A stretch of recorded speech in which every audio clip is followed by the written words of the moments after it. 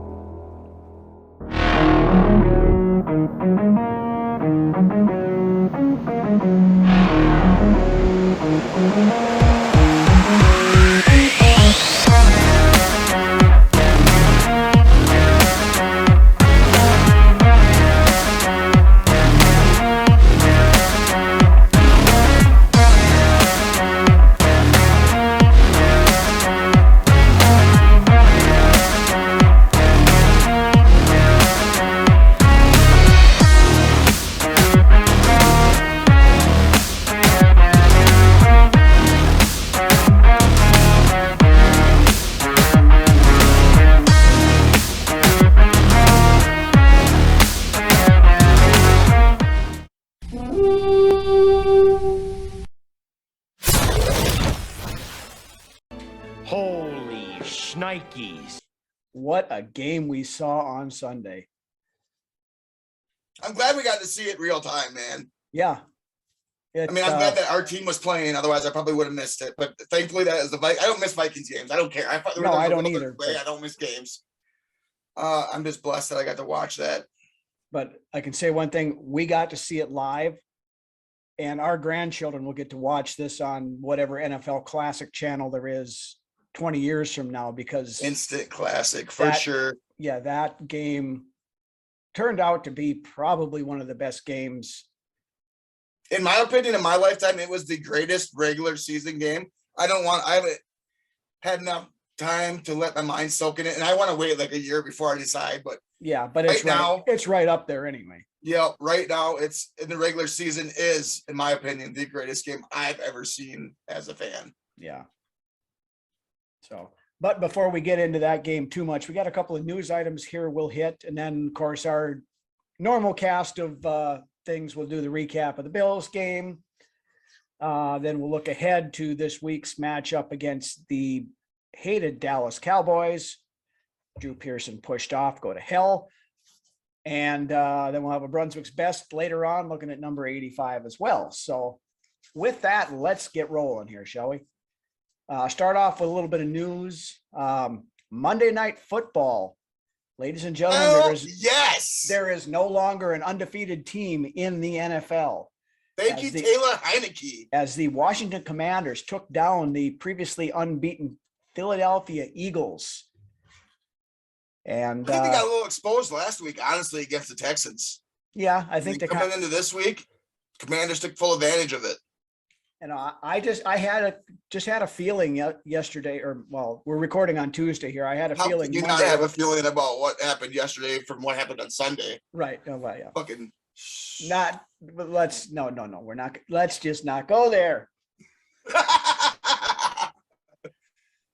But there's just something felt in my gut that Washington might surprise us Monday night, and they did. You know what? How can you not appreciate the team of Washington, the Commanders, with all the shit going on, the shitstorm around that team right now? Not the team, but around like the organization. The organization itself, yeah. Man, look at the team to be doing what they're doing. They've won 4 or 5 now. They beat Philly Monday. They gave us all we could handle 2 weeks ago. You know what? These teams, this is how it seems like how it goes every year right now. It seems like these teams that we beat, they have so records, but then after we beat them, they look better. They look better later on in the season. I'm like, yeah, that's right. Yeah, but I don't want to get too far down the proverbial rabbit hole here on that game. Right. I just wanted to mention that one other thing of note that could be significant for Philly. Dallas Goedert was injured during the game and is expected to miss extended time with a shoulder injury. So right, he was having a good year too. Well, yeah, hurts a security blanket more than anything. I mean, they go to Goddard a lot. They do. So yeah. One major weapon gone there, which could have a significant impact on that team. You know, right now, technically we are tied. They still hold a tiebreaker on us. So, but record wise, we have the same record as Philadelphia. As it's going to come down right to the wire, man. It really is. Very likely. For that number 1 seed. Yep. But then speaking of injuries, also significant, the Los Angeles Rams placed wide receiver Cooper Kupp on injured reserve on Monday. I guess I did never hear what the injury was, but the way it sounded, they were talking about that he might have to have surgery, some kind of I forget what they called it, but the surgery he could be out. He has to be out a minimum of 4 weeks due to the IR thing, but he could be out as many as 8 or 9 weeks. So he could be almost done for the season. You know, at this point, it's telling. It's very telling. Oh, the Rams are toast. I mean, they're 3-6 right now. They're not making the playoffs unless they went on a massive run, and they're not going to do that without Cooper Kupp. So no. Then we made fun of this last week, but Colts went out and got Jeff Saturday a victory in his debut as a head coach.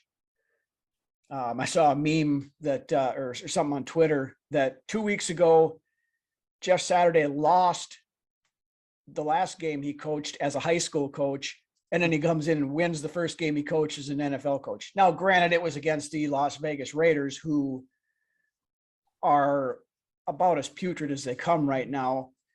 Yeah. Still don't know when these owners are going to find out that Josh McDaniels is not a head coach. But they came out and gave him, we have all the confidence of Josh in the world, and it takes time to build these things. Dude, you guys made the playoffs last year. Yeah, they broke Derek Carr this week too, man. Yeah. But feel bad for the kid, but I do too. But biggest mistake the Raiders did was getting rid of Bisaccia and bringing in Josh McDaniels. Right. Why not just give the job? He earned the job. Well, yeah, because they played well when he took over for Gruden last year. Big reason why they made the playoffs. Oh, yeah, absolutely it is. But anyway. Yeah. Won't get down that one either. Then one quick Vikings note. On Tuesday, the Vikings signed cornerback Perry Nickerson back to the practice squad. So with some potential issues in the cornerback room from an injury standpoint, we brought back a guy that at least knows the system a little familiarity. Bit. Right. But with that, we will roll into the recap of the game of the ages against the Buffalo Bills last Sunday, where the Vikings came from 17 points down to win 33-30 in overtime in one of the most unreal game that I have ever seen. Things that you don't see more crazy shit happened. Yeah, more crazy shit happened in that game than it usually does in an entire season. But this was the first time in 52 games dating back to, I believe, like 1976 that the Buffalo Bills have lost at home when leading by 14 points or more in the second half. I think it might be farther back than that. It might be. I'm not sure the date, but they posted it during the game. All I know is it's never been done at Ralph Wilson Stadium or whatever it's called now. The last time it was at their old stadium before this one was built. So you know what? That game should have been done 4 different times, 2 times for each team. Oh, absolutely. I mean, yeah. But what can you say about everything that went on in that game? I mean, you had it all. You had the great catches, the great catches by Stephon Diggs, the ungodly catch by Justin Jefferson. You had goal line stands. You had a fumble at the goal line, the inch line at the 1 inch line that's recovered for a go-ahead touchdown. You had a little bit of everything kind of intrigue you could think of. Oh yeah, I mean, more roller coasters and Six Flags on that one. Yeah. But speaking of Justin Jefferson, of course, he had 10 catches for 193 yards and a touchdown. Amazing. He now has 20 games in his career over 100 yards, most in the NFL history for the first 3 years of a career passing. With 7 to go yet. Yeah, passing both Randy Moss and Odell Beckham Jr. The 193 yards was a career high. And 9 of his 10 receptions were ranked as having a sub 50-50 complete or a probability of completion. Yeah. That's the most by any player in the next gen stats era. Yep. Nobody else has more than 6. And Jefferson now has the same amount of 175 plus yard games in a Vikings uniform as Randy Moss, Chris Carter, Adam Thielen, and Stephon Diggs combined. That's insane. The kid is not of this planet, I don't think. He's going to be able to name his price when he's given the opportunity. Kwesi's just going to slide over a blank piece of paper with a pen and just tell him to write down a number. Yep. I'm thinking of a number. Guess the number I'm thinking of. He said, he seems to be humble, and he says money doesn't matter to him, but let's just see what happens. Mm-hmm. But, and on top of all, we kind of glazed this over, but that catch he made.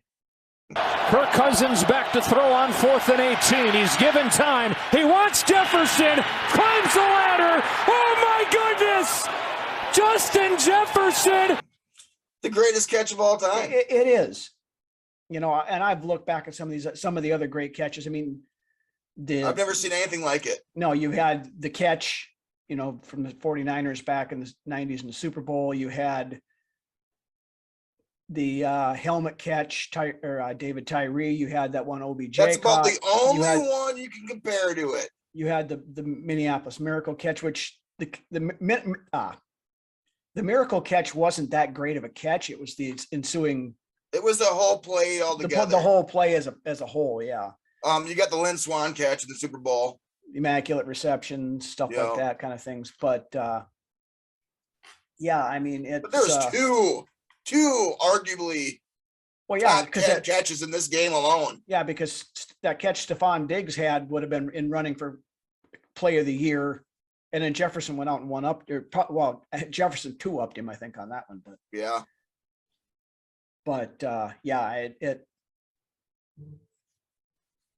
But one more thing on Jefferson before we move on here. He now has 69 catches for 1,060 yards. I can remember when 1,000-yard season for a wide receiver was an accomplishment, and Jefferson just did it in 9 games. He's on pace for 2,004 yards or something like that. He's on pace for 130 catches, 2,002 yards.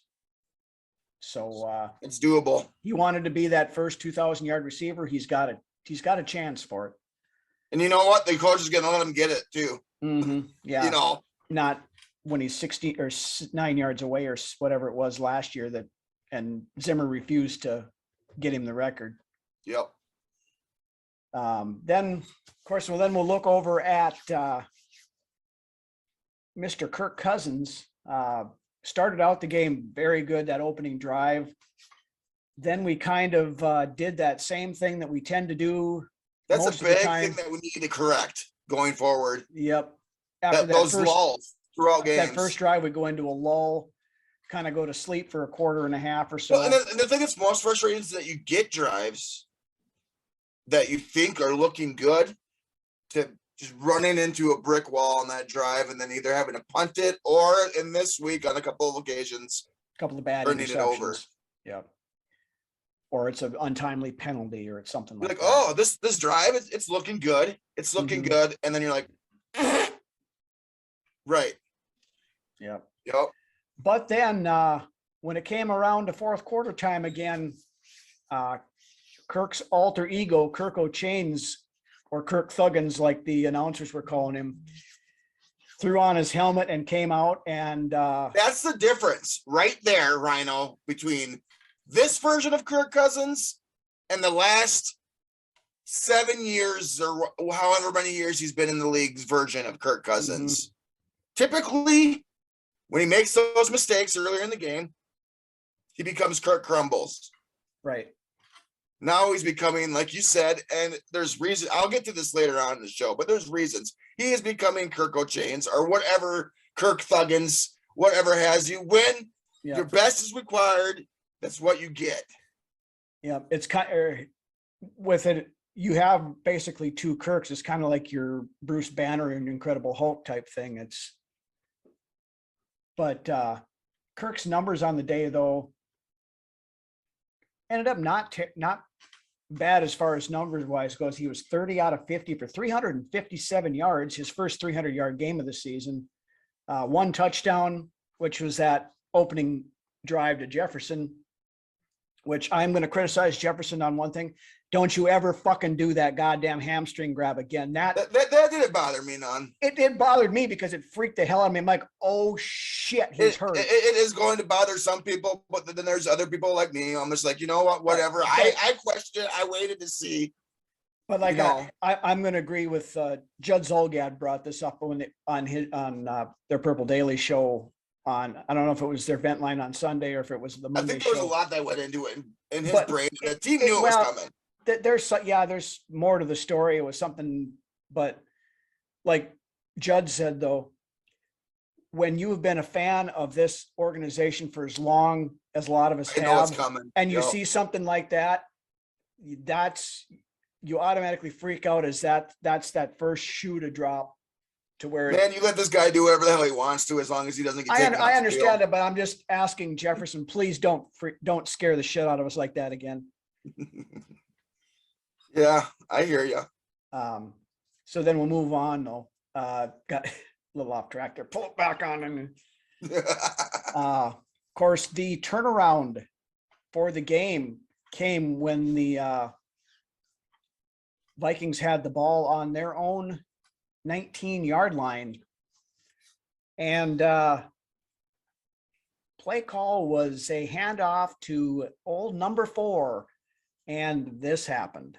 Trying to win a 7th in a row today. Here's Delvin Cook on first down, and Cook's got room. Delvin Cook takes off down the sideline. There he goes. The big play they desperately needed. 81-yard touchdown run. And look at who sprung that play. Mm-hmm. The best player on the field all day. Yep. That was a hell of a block. Jefferson finished that block. Yep, he did. He on the ground. Yeah, because he got that guy out of the way, and then it was one. Cook had one guy to beat. He put his foot in the ground and went, and nobody was catching him. JJ, by the way, is the one that sprung that run. Yes, that's what. Yeah. Yeah, I know. I'm just everybody else that was wondering. Oh, okay. Yeah, I know you know. Well, yeah. If you know, like, who's he talking about? No. If you look at the tape like we showed you, look a little bit closer if you missed it. You'll see. Right. Other than that, Adam Thielen, decent day, 5 catches, 49 yards. TJ Hawkinson had another good day, 7 catches for 45 yards. He's got 16 now in 2 games. In 2 games. With some big grabs on some big drive extending downs that you need. He is quickly becoming Kirk's new security blanket. How many fucking I threw that one out there right away. How many receptions does Irv Smith even have this year? I guarantee he might not even be 16. No, I don't think so, because it's very doubtful he's going to play again before the regular season's over. So I'm just saying, in 2 games, TJ Hawkinson's done what Irv Smith typically does in 5 weeks. Mm-hmm. Then great job by Quessy, by the way, on that trade. Yes, great trade. KJ Osborne also 4 catches for 35 yards. Also a great block by Hawkinson in that game as well, springing open a run, some yak yards for Jefferson on that first drive. I believe that was beautiful. Yeah. So then, of course, we get down close to the end, and I know we mentioned this before, but it deserves mentioning again. And you and I were talking about this before this play happened. Of course, Kirk had gotten sacked. I think Kirk got sacked on that play. Was it that dropped it back to 4th and 18 play? And you and I were talking about this, and You said it, man. I said it on there. I said, this is the kind of play that other teams always seem to convert against us. I said, it's our turn on this one. Yep.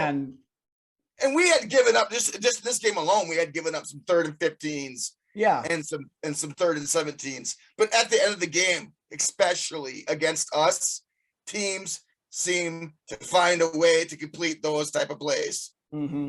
But then of course, yep, Kirk, standing in the face of pressure, just hauls off and chucks it down the field. That was beautiful. And then once again, we're going to show it again. You got this.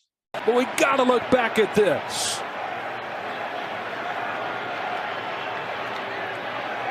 How does he maintain possession all the way through, not allow that ball to hit the ground, and he just steals it? The greatest catch in Vikings history, if not NFL history. Yeah, exactly. And of course, getting down towards the end there, and we thought Jefferson scored a second time to go for the go-ahead touchdown. That would have been the storybook ending right there, but now, well, it realistically made the ending even better. Of course, yeah. We know that old Mr. Greg Joseph missed a point after in this whole process as well, again for the 4th time in 5 weeks. We just need to kick our butt committee, man.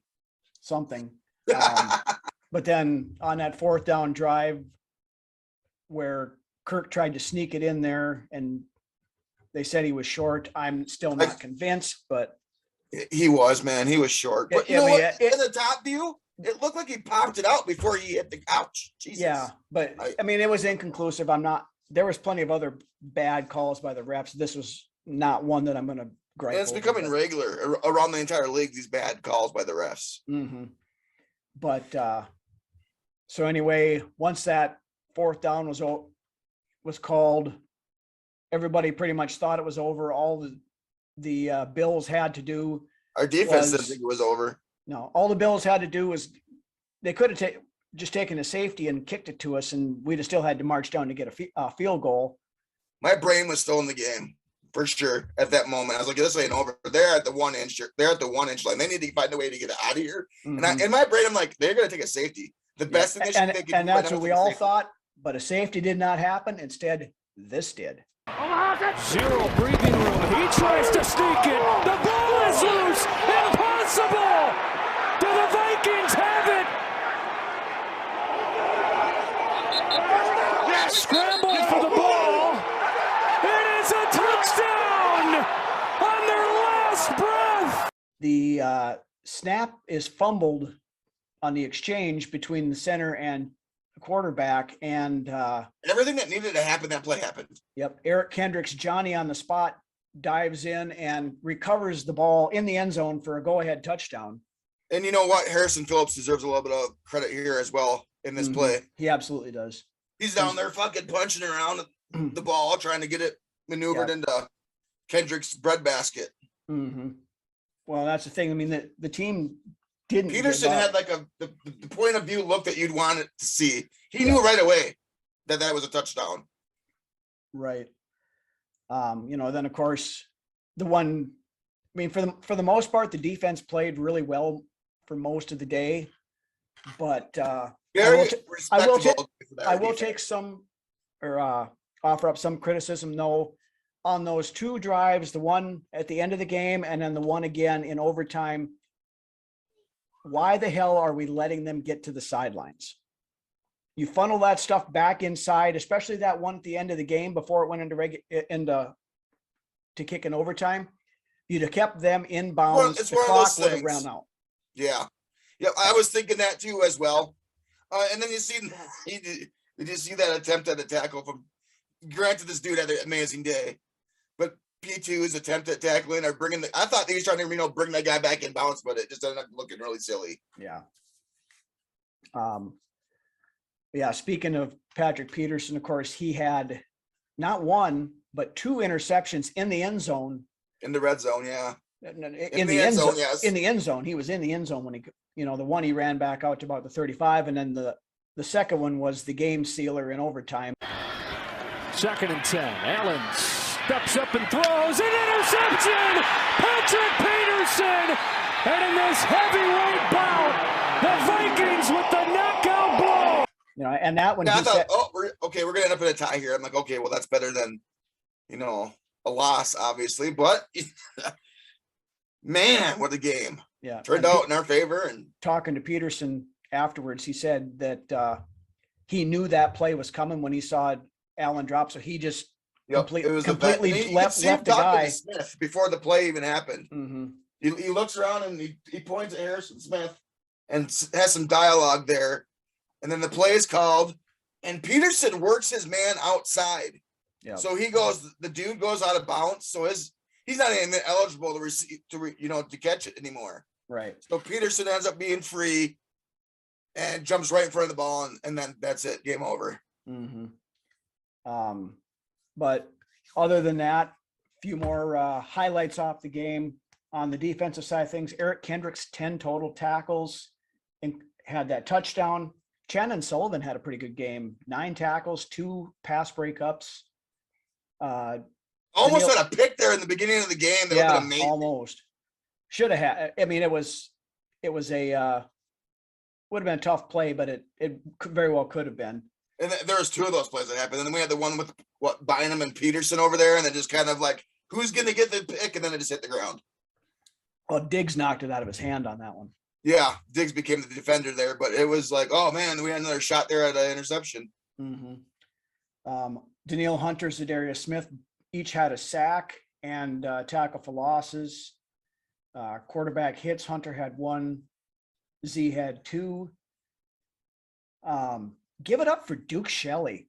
Yeah. That pass breakup he had in the end zone there in overtime, because if he does not make that play, Patrick Peterson does not get the opportunity to get that interception on the next one, because the game would have been over.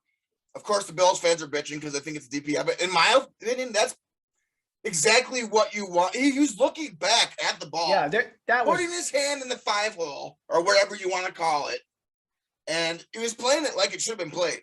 That was what you want your quarterback to do in that situation. And I'm sorry, you Bills fans cannot bitch about pass interference calls the way that. And I'll get to those guys later, the officiating. I don't want to get to it now, but yeah, Hawk got one taken away too. Mm-hmm. And then, yeah, how is that not DPI? But anyways, continue. Yeah. But in total, defensively, they did give up 330 yards in the air and 175 yards on the ground. 84 of those were to Josh Allen, 47 to Devin Singletary, and also 2 touchdowns. And I mentioned this before here, I'm officially raising the concern level on the kicking situation to DEFCON 2. Go to DEFCON 2.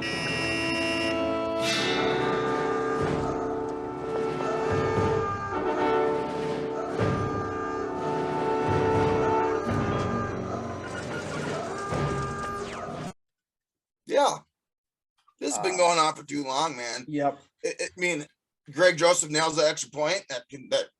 It's a 4-point game, and we probably don't end up having to go to overtime. But it added to the story of how the game. Well, yeah, because a lot of that crazy shit that happened wouldn't have happened if he'd have made that extra point. This is the type of game that spring loads a team. It springs them for. It's like a slingshot game. It should launch us. It should launch us is what it should do. Yep. But here's a couple interesting numbers here just to finish this off. On the day, the Vikings converted the following, because we talked about this on that 4th and 18. They converted a 3rd and 11, a 3rd and 10, a 3rd and 12, a 4th and 6, the 4th and 18, and another 3rd and 10. That 4th and 6 was the Hawk, and that was he got nasty on that play. Mm-hmm. I love that, the tight end. Yep. But then moving on with the victory, we now tied our entire win total for last year, and we still got half a season to go. After week 2 of this season, you're going to be lucky to get 6 wins, man. We're going to be lucky to get 5 wins, guys. Mm-hmm. I'm ready to pack it in. Right. Get out of my house. And on that note, after this game today, if ESAT Nation still has something to bitch about, you can go fuck yourselves. Now they want to come to the party now. No, sorry. Hey man, we're sorry. We got some beer. We're at O'Doul's, but we're at capacity, and you're not on the list. So go stand behind the red rope. But now then I want to touch on this just quick. I don't want to get too into it because I could spend 20 minutes bitching about it.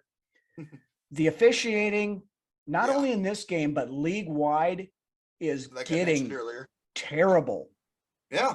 I watched 4 games on Sunday, including the Munich game, our game, the Cowboys Packers game, and then the Sunday night game. And there were terrible calls in every one of those games. How do you not stop the game and review that pass play to Gabriel Davis? Yeah, to Gabe Davis. I mean, it was so bad on that one that before the locker room celebration was over, the league had already issued a statement saying that should have been booth reviewed and overturned. Not only that, but I think it was Pete Bursich had actually originally tweeted this out on that play down at the goal line where Dalvin Cook got blown up. The reason why Dalvin Cook got blown up is because Buffalo had 12 men on the field. You got so many people debating this week. No, it's legit. I know it is, but there's an invisible person down there. No, there's a person sitting right next to a person, so it looks you like can there's zoom in and you person. see that extra helmet and yes. stuff sitting there. And it's not like the guy was trying to run off the field. They lined up 12 guys. Part of me almost missed it. Thinks that they just tried that just to see if they could get away with it.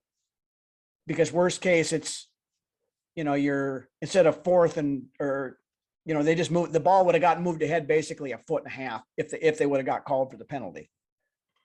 We overcame that shit though. We did. We said, fuck you. Yep. And we won. Oh, but then the one other one I want to touch on before, because we talked about the pass interferences that were not being called for most of the day. The first one that really pissed me off was that horse collar one that they called in that opening. Oh drive. my God. Yeah. I'm sorry. By definition, horse collar tackle is nameplate or higher. They grabbed Diggs right in the middle of the 4 on his back and pulled him down. And they didn't even hold it very long. No, he tackled him that way, but still, that's not a horse collar tackle. Rant over. We're moving on. Also, missed fumble. The dude, that was a fumble when they got the tackle, but the Buffalo recovered it there, but they didn't call it a fumble. Took him down the body and he rolled him over and the ball popped out. Mm-hmm. In the beginning of the game, that was a fumble and they just blew it dead. Yep. Anyway, anything else you want to talk about on this game before we move on? I mean, we've talked for over half an hour on this already, but it was amazing. I mean, we put enough. We put the time. I think it was short and sweet. It needed to be because, like you said, we could talk about it all day. But we pretty much wrapped it up pretty well. In my opinion, I got one little thing here to say on Josh Allen. The dude is Brett Favre with wheels. At this point, I believe he's a gunslinger, and he wants the lights to shine on him in the biggest moments of the game, and sometimes that is your biggest weakness as well. Mm-hmm. He's Brett Favre with wheels. A bigger Brett Favre. Yep. All right. So with that, let's finish off this game here with our weekly awards segment, where we will celebrate the good and also the not so good. Starting off with the good and what we call our Badass of the Week award. Who is that guy? Whoever he is one tough badass. Who do you got for your badass this week, Lance? Yeah, with what he did this game, and especially at the end of the game, I mean, this could be given to a couple guys here, but I got to go with Jefferson. I mean, he's the one that made that catch on 4th and 18. Without that catch, you're done. Mm-hmm. That if he does not catch that ball, it's game over. Go home. Oh, absolutely. And the thing of it is, there's a lot of guys that made clutch plays that are deserving. This is a team. If I've ever seen a team, this is the definition of a team. You look at what we got right now. These guys are all for each other. They trust each other. They're making plays together. This is exactly what you want in a team. Mm-hmm. But, and I was going to give it to Jefferson as well. And he's very obviously deserving of it. He's beyond, in his own stratosphere and all this other stuff. But for everything that happened in this game, I'm giving the entire team the badass of the award this week. Hey, that's a way to play it. Yeah. Played right off of what I was saying there for sure. Yeah, this is a team. This isn't one guy, that is making this team. These are all team wins and team building wins, which is great. Yep. We are a completely different team than what we were when week 2 ended. Oh, absolutely. This is night and day. And I can't wait until we see Philly again in the playoffs. It will be a different result. All right. So then with that, we also celebrate the not so good with something we call our Red Foreman Award of the week. Son, you don't have bad luck. The reason that bad things happen to you is because you're a dumbass. So you got anybody for this? Oh, absolutely. All and right. I'm sure you have exactly the same guy as I do. Okay. Quit stepping on your quarterback's ankles. Quit that crap. I purposely didn't mention that earlier because I figured if you didn't bring it up, I was going to. Since you awarded it to Mr. Ingram, I'm giving it to the same group of people that I gave it to last week. I'm giving it to the officiating crew. You guys suck. Get better. Yep. And that's all I'm going to say about the officials because I can go on another 20-minute rant. Caduce to Ezra this week as well. He had a hell of a game. Yeah, he more than made up for that awful game he had last week with a lot better game this week. Brando as well coming in for Darisaw. Yeah, he played pretty well. Outside the one gaff Cleveland had, because Cleveland was the one that really gave up that sack. Yeah, because he went to go double him and actually knocked the defender off of Brandle's what happened. But right. But anyway, with that, we'll move on to another one of our classic beer commercials. So head yourself on over to the fridge, grab yourself a cold one, crack it open, check it out, and we'll be back in a minute. Hey, party time. Hi, George. Judy. Hi, Barbie. How about that thirst? What's your pleasure? Beer, dear? Miller High Life. You have good taste. Enjoy life. Enjoy life. With Miller. High Life. The champagne of bottled beer. Enjoy life. Enjoy life. With Miller High Life. Brewed carefully. Distinctively. Wonderfully. Exclusively. Only in Milwaukee. Naturally. Naturally. All right, we are back. And now, as much as we want to revel in that sweet victory against Buffalo, we've got another equally as tough matchup this week as the Dallas Cowboys come to US Bank Stadium Sunday. This is a late game, I believe, 3:25 start. It is. Probably America's game of the week. But I think it's a CBS game, though, if I remember it is on CBS, yep. Now, the thing that baffles my mind about this before we get into the actual game itself is after seeing that game that the Vikings played against Buffalo and then Dallas going out and blowing a 14-point second half lead to Green Bay and ending up losing, the Vikings open up as a 1.5 underdog. I think a lot of that has to do with the way the roster sits right now. Darisaw is with the concussion protocol. So that plays into it, I think. Well, maybe, but still, that's let the disrespect keep flowing because yeah, I agree there too. But I think, their defense is pretty frightening at times. If it's having a good day, I guess you could say. Their offense, not so much. Outside of CeeDee Lamb, and I don't know if Schultz is going or not. I think Schultz is. I don't think he's out in anything. The one big question mark that they'll have as far as their offensive weapons is whether or not Zeke is back or not. Zeke. Yeah, I'm more worried about Pollard, man. Fuck that. Well, and Pollard has hurt us more over the years. But Zeke has had his ways against us as well. Pollard has even worse than Zeke has, I think. But, that's a very good 1-2 punch at running back if they have both of them in there. But, yeah, Pollard is more than capable of shouldering the load if Zeke isn't. And, of course, like you mentioned, CeeDee Lamb, Michael Gallup back healthy now at their wide receiver 2. I mean, he's a decent wide receiver 2. He can make plays. He can make plays. I mean, no question. CeeDee Lamb is their primary target over there, but and then of course I think this is what Dak's 4th game back, 3rd or 4th game back. I think it's his third but it might be his 4th. Yeah, somewhere in there anyway. But we're getting in the meat of the season, so things are getting yeah, they're kind of all running together in a few different things. There you go. Thank you. But where the strength of the Dallas Cowboys team comes is on the defensive side of things. Up front, you got DeMarcus Lawrence, who can cause fits in a real quick hurry. Linebackers, you got Vander Esch in the middle, who's decent linebacker. He's getting old too, and he's had a lot of injuries. He's not elite, but he's a good backer. Right. Our old buddy Anthony Barr, if he plays, as of Tuesday when I looked at the report, he's questionable for this week. Anthony Barr revenge game.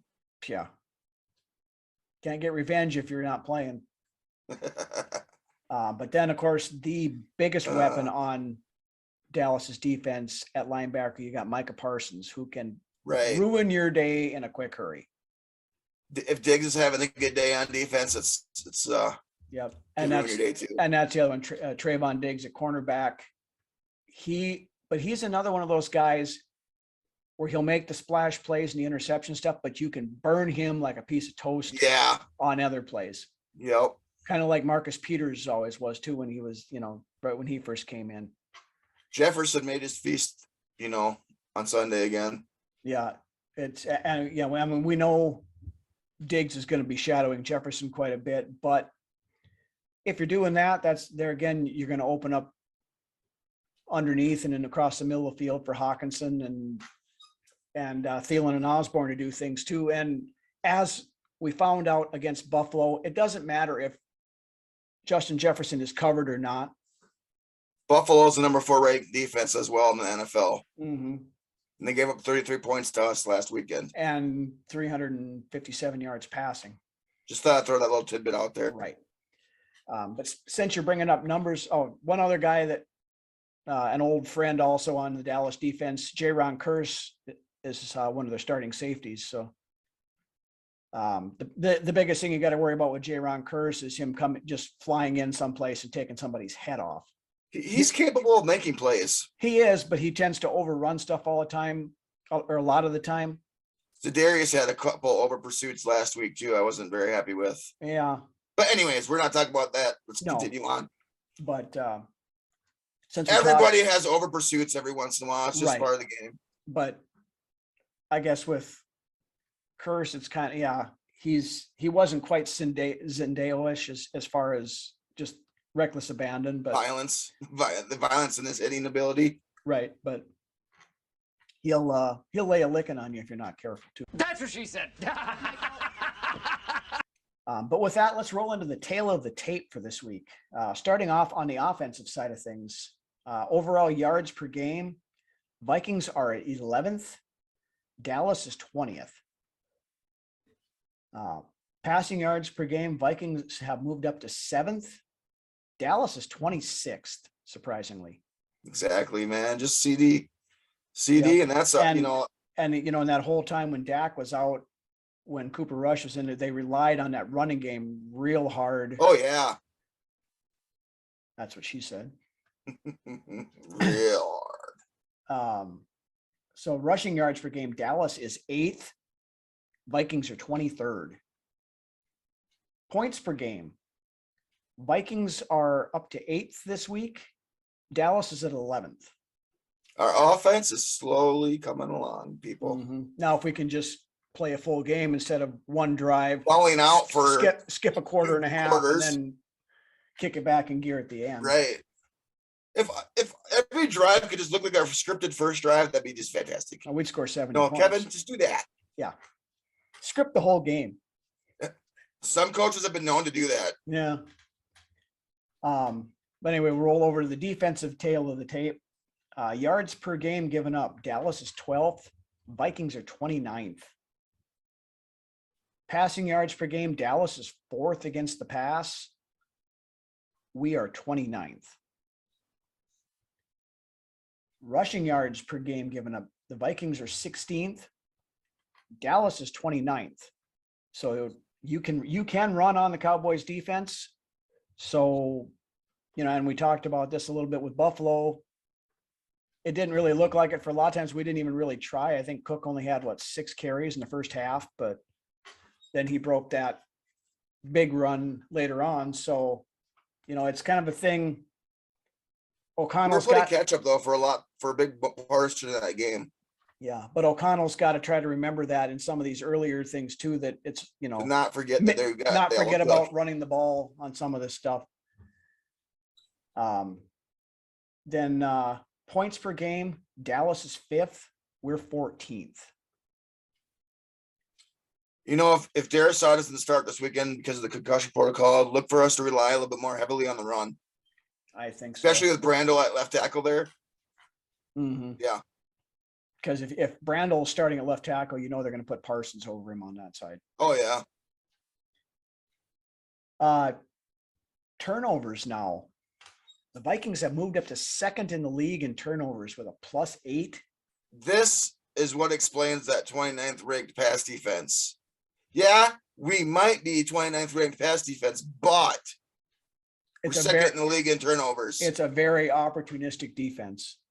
I've been preaching that since early in the season. Yes, you have. Dallas pretty good themselves, though. They are 4th in the league at +6. They should be there. It's a good defense. Now, some of the big questions going into this game, especially from the Vikings side of things, like you had just mentioned, is Darrisaw going to clear concussion protocol in time? Hopefully he does. As of Tuesday here, we really don't have any word yet. They usually don't clear him until probably Thursday. So by the time you see this Friday night, we'll know.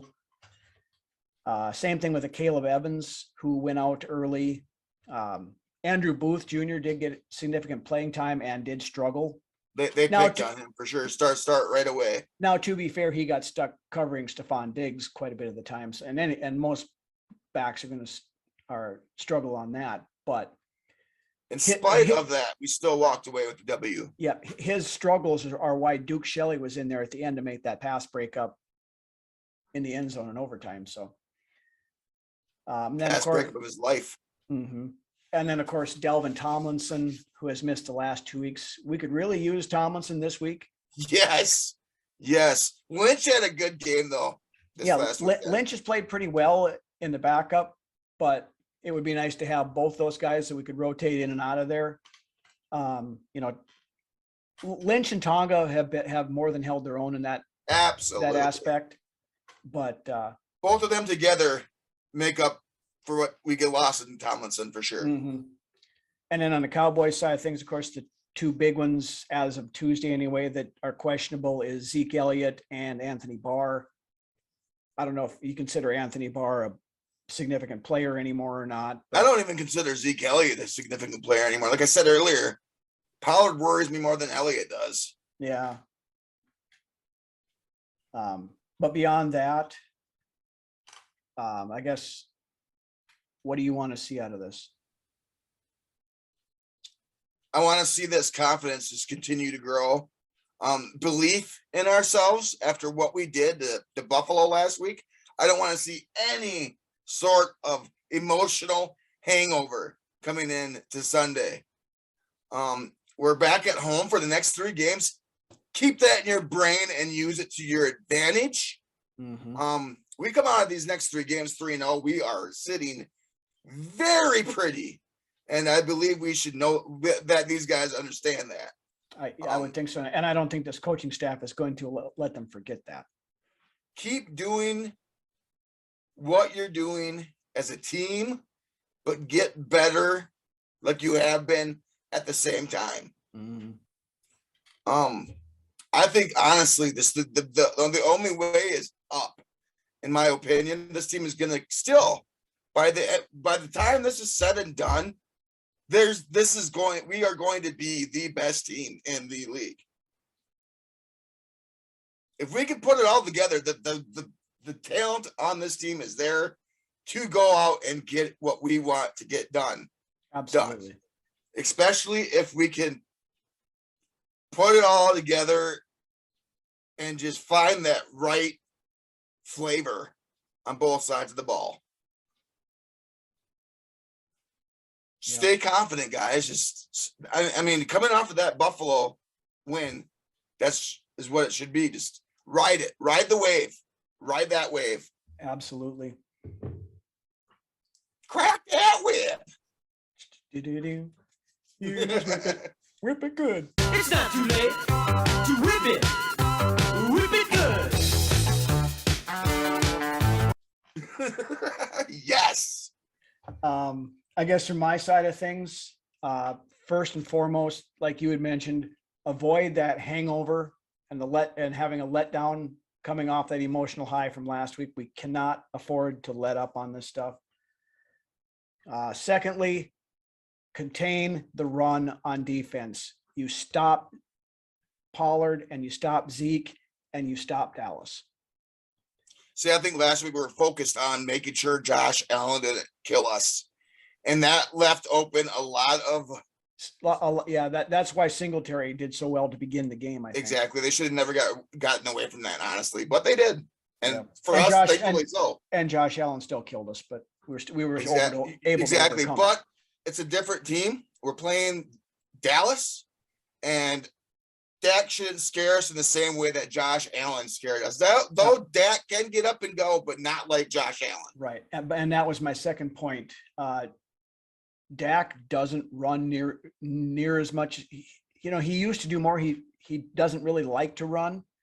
He'll take off and go if he has to, but I think he's been hurt enough times running that he's a little gun shy to do it. And he could throw some ducks. He's not exactly the most accurate of passers. No, he can hit the big play. He can throw a beautiful bomb and hit somebody dead nuts in triple coverage but he will truck up some ducks. Yeah, he'll throw. Yeah, the very next play he'll toss it up and it gets intercepted. Then on offensive side of things, we can run the ball on these guys. We need to remember that. Work that play, get that run going, and work that play action. Yep. Because you start if you can get Dalvin and Madison having success early, that's when you can do that play action. You fake the hand up to him and you hit Jefferson up over the top. When Kirk dictates the line of scrimmage, and if you know what I mean, what I'm saying by that, when he walks up there and you see the game clock and it's at 15 seconds and he's able to stand there and make all of his pre-snap reads, mm-hmm. The play is almost, I would say, 80 to 85% successful. There's very few times I've seen a play not work when he has done that. Yeah. So, I mean, we got to keep with that. And I love how we work the tempo. Mm-hmm. We can tire out this defense because this defense is aggressive, and the more you tire them out, the weaker they're going to get. Yep. And one last thing on the defense, my other key for this, keep Parsons neutralized. You got to block Micah Parsons or he will ruin your day. That should be one of the top 3 keys in my opinion. Yes. Absolutely. Yes. So that's, I guess all I've got. What do you got for prediction? We're coming home, man. The first run of 3 home games against the Dallas team that just lost the Packers, we're going to put these boys away. And I think coming off that Buffalo win, we're going to come out, and if anybody's doubting us still, this is the week where we're going to shut that door and be like, nah, you better watch out, because this is the meat of our schedule right now. Mm-hmm. But the thing also is that our division isn't getting any easier. These teams in our division are starting to come around a little bit. Now, I mean, the Detroit to the Packers, the Bears, they could fight you for sure. Right. But right now, I mean, the Green Bay is not dead and buried yet. They're in the casket and it's being lowered into the ground, but they're not. The dirt's their not arm over the is top still on reaching yet. out for fucking to grab onto. Right. This is what we've said before. This is the meat and potatoes of our schedule. This is going to be the part of our schedule that defines who we are as a team. Absolutely. Because we need to at least win at least 2 of these next 3 games to be in the cream of the crop, I believe. Yeah, I mentioned a week or so ago that if we won we had to win at least 1 out of these next 3. Now we've already done that. And that was, in my opinion, the biggest threat. Yeah. Granted, the Jets are sneaky good. Yeah. But the Bills were the best out of the 4 that we are playing. Right. And, when we were talking, needing to win at least 1 out of the 3, that was when Philly was still undefeated. Now that they've come back to the pack and right back to us, it's even more important. That door to the number 1 seed is open, and we have to understand that as a team. It is. That if we want it, we can go get it. Yep. And I agree. And I think, O'Connell's got this team believing they have not yet been at a point where they think that they're out of a game. And I think they're going to fucking tested, Rhino. Yep. I told you, these games that we were winning and close are going to become huge when it comes down to times when we need to win games, because we will believe when it comes down to thick or thin that we are going to fucking walk away with a win, no matter what it takes. Yep. And I think the crowd is going to be fired up this weekend. I think that's going to help out a ton. I hope the road to the Super Bowl goes to Minneapolis. I really do. Mm-hmm. But I'm going to throw out, I guess, my prediction: Vikings 31, Dallas 20. Give us a 2-score win for a change. Yeah, I'm going to go 28-17. Okay. All right. With that, we have now reached the best segment of the show, where we take a look at the players who have donned the number 85 in this week's edition of Brunswick's Best. So why don't you lay that beautiful bean footage on us there, Lance? All right, Bud.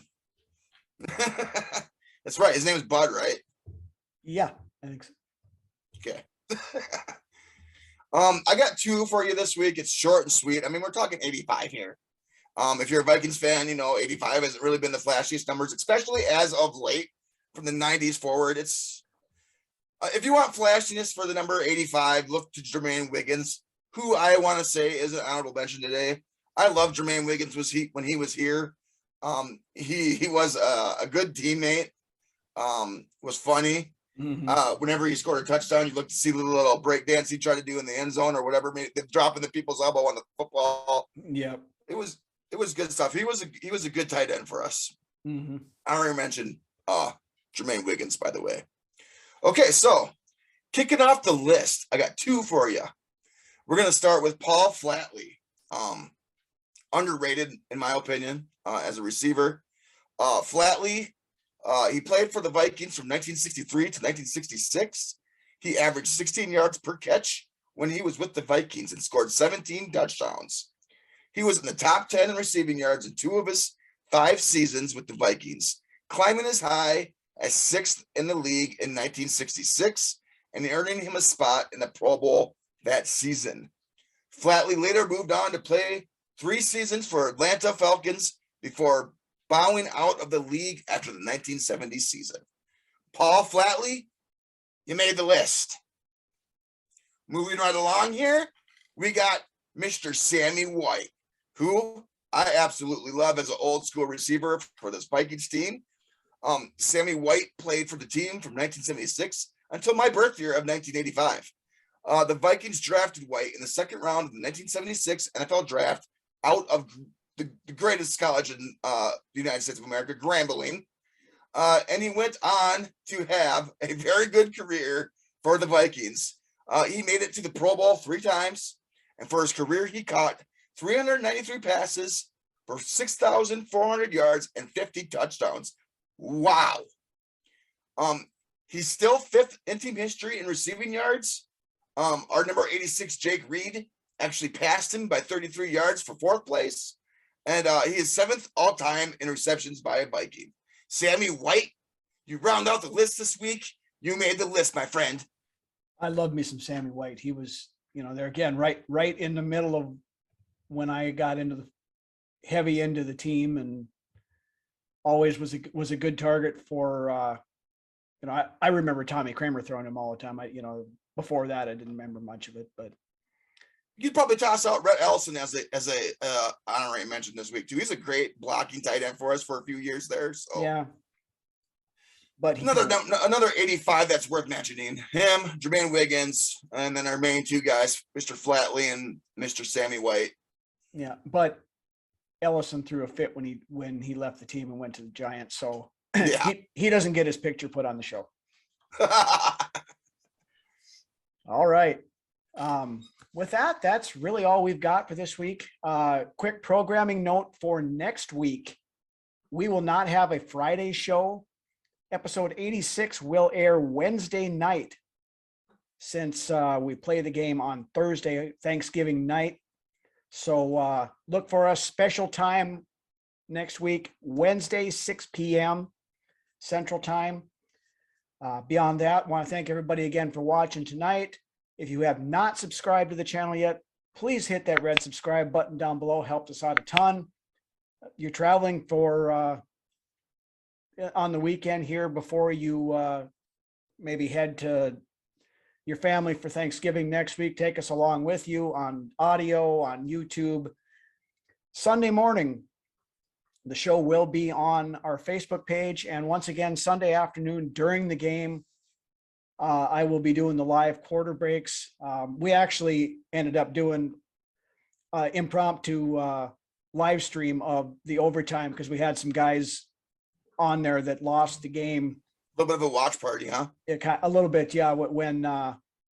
Because when it went into overtime, some of the people lost it and then went to the Green Bay Dallas game. So had one guy. And who wants to see that as a Vikings fan? I know, but he's like, pissed me off. He's like, can you stay on the stream because I lost the feed? I'm like, yep. So we kind of did a little impromptu. Ryan aims to please, guys. Live watch party. Yeah, do we do what we can. It's all about the fans, and we try, and we'll accommodate you as much as we can. But we enjoy you as we hope you enjoy us. Absolutely. So with that, that's all I have. Why don't you take us home, Lance? This week, I got a little something, a little monologue here from Mr. Kirk Cousins and how I feel about this guy at this point in time in his career. Now, Kirk is having fun. You could tell. I mean, look at the Kirk O'Chains videos. He's honestly doing something he has not normally done. He's putting his career numbers on the line for the team around him. Mm-hmm.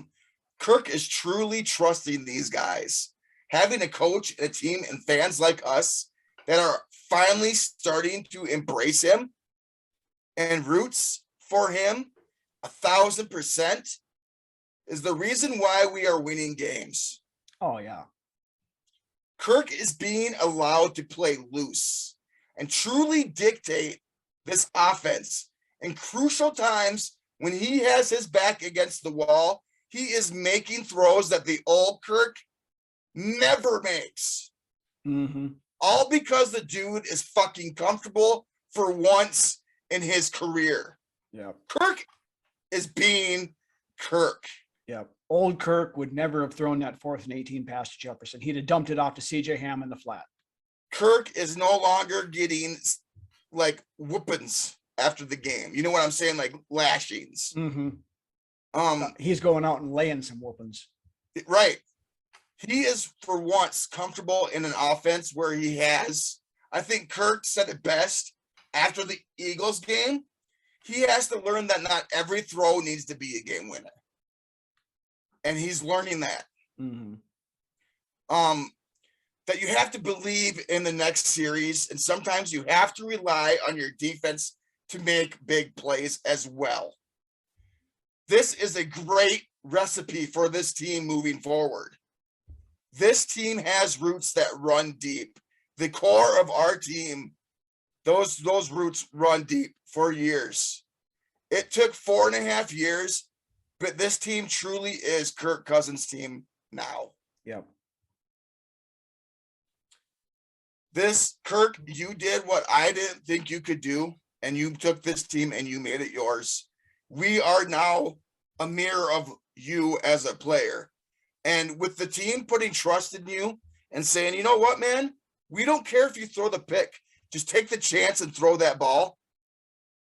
It's paying dividends. Kirk isn't playing. This is not the same quarterback. He's not getting those garbage stats. The stats he's getting, I respect more than I respect any of the stats that he got the past 4 years. Well, and that's the thing, people are talking, Kirk's stats are down and this stuff. Well, that's because we're not doing garbage time stuff anymore. No, a lot of, and that was one thing that a lot of people, us included, we're not playing catch up. Had, against or issues with Kirk in the past is, you had the Kirk stands that were out there. Look at the stats, look at the stats, look at the stats. The stats don't matter. What matters is that we're winning games. And that's what the eye test, man. You got to pass that eye test. Which is right now, this year. As a fan of this team for my life, Kirk is passing that eye test. That eye test is in good solid A. And if right this now is the same Kirk and this is a consistent Kirk that we get, I'm all for figuring out something for him in the future here as a Viking. Is if this is how he is managed in his time, I'm okay with him sticking around at the right price. And with that being said, Justin Jefferson for MVP. The dude won that Buffalo game for us. I mean, with the help of Kirk, but somebody's got to make those catches, and somebody's got to trust that man to make those catches. Justin Jefferson, if not Offensive Player of the Year, he deserves a definite consideration for MVP. With that being said, we'll see you next week for episode 86. Have a good weekend, everybody. Skol Vikes.